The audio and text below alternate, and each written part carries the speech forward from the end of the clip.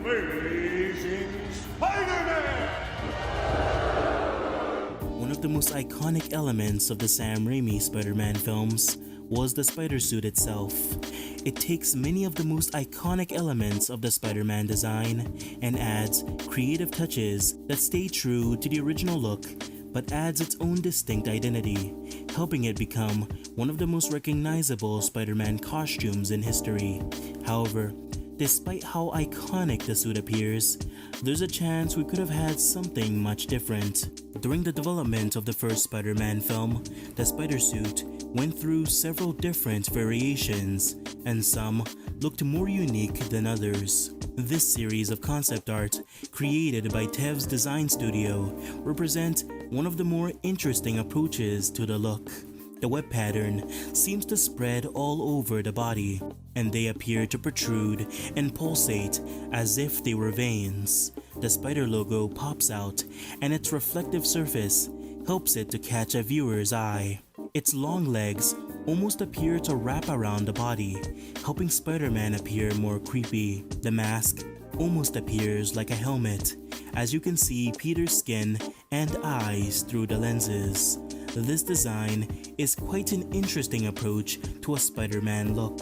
However, other concepts of this look take a much more tamer approach and dial down many elements of this design. For some reason, this helmet-like approach to Spider-Man's mask must have been popular, as you can see it once again in these pieces of concept art. The spider suit is some kind of semi-translucent suit of armor.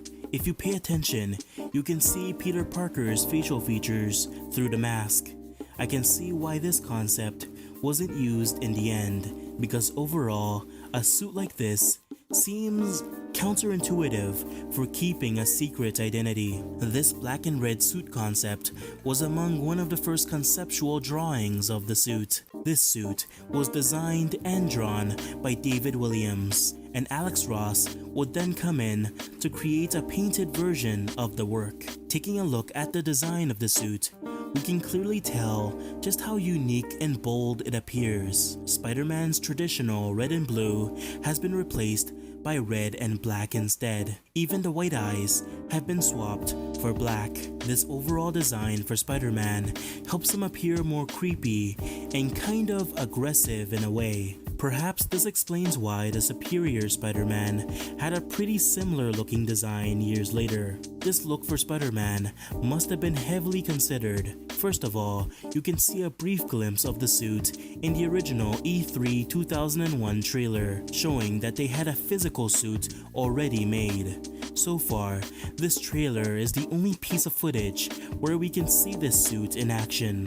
There is a photo of the suit that was used in the trailer, and based off the appearance, this was only a test suit that could have been improved later during the production. This suit also appeared in the Spider-Man movie tie-in game as an alternate skin. Although this suit was not used in the end, the black lenses were popular enough to make their way into the production of the film. In certain promotional images and set photos, we can see Spider-Man originally had black lenses, and many scenes were shot with these lenses present. However, these lenses would later be replaced by traditional white lenses. You can still see these black lenses if you slow down some scenes in the film. There were other pieces of spider suit concept art, and they're relatively faithful to Spider-Man's classic appearance, albeit they do still take some creative liberties and add their own unique touches to help the design stick out. These pieces of concept art play around with the look of the eyes. They appear large, but they're also very close together, and once again, some lenses are even black, showing how it must have been a very popular design choice. The spider logo is the part of the suit that I find the most interesting. Instead of being black, the logo here is a reflective red and almost blends in with the rest of the suit. The long legs helps them blend in with the web pattern as well. Concepts like these really show you how artists were willing to experiment with out-of-the-box ideas. Sometimes you cannot see the spider logo at all, more like an outline etched into the suit itself. Speaking of the spider logo, Artists also experimented with many different approaches to the look, and all these concepts would eventually evolve into the spider logo we all know. Does it just come out of your wrists, or does it come out of anywhere else? Only the wrists. Organic webbing was one of the most odd decisions Sam Raimi used for a Spider-Man movie. However, we almost got something much more traditional. During the development of the first Spider-Man movie, the web shooters almost made it into the film. Several pieces of concept art were made, and in some of the concepts, the web fluid is shown to be a plethora of different colors. This web shooter design doesn't look as advanced as the others. It looks quite put together, especially when you see the exposed wires sticking out. These web shooters look like something a poor person like Peter Parker would make. This design must have been popular because a functional prop was built for filming. In fact, the web shooters can be seen in an E3 2001 trailer, and once again in the official trailer, showing that there's a cut of the movie with them present. However, these scenes were later reshot in favor of including the organic webbing. The reason the web shooters were cut was because Sam Raimi felt that organic webbing made more sense as a power granted to Peter by the spider bite. Misery, misery, misery, that's what you've chosen. Willem Dafoe's Green Goblin has one of the most creative suit reinventions.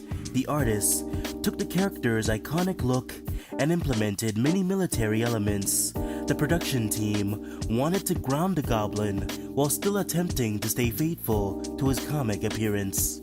This is also true for his mask. While some concepts stay faithful to the comic look, others take a bit more creative liberties and give the mask one expression.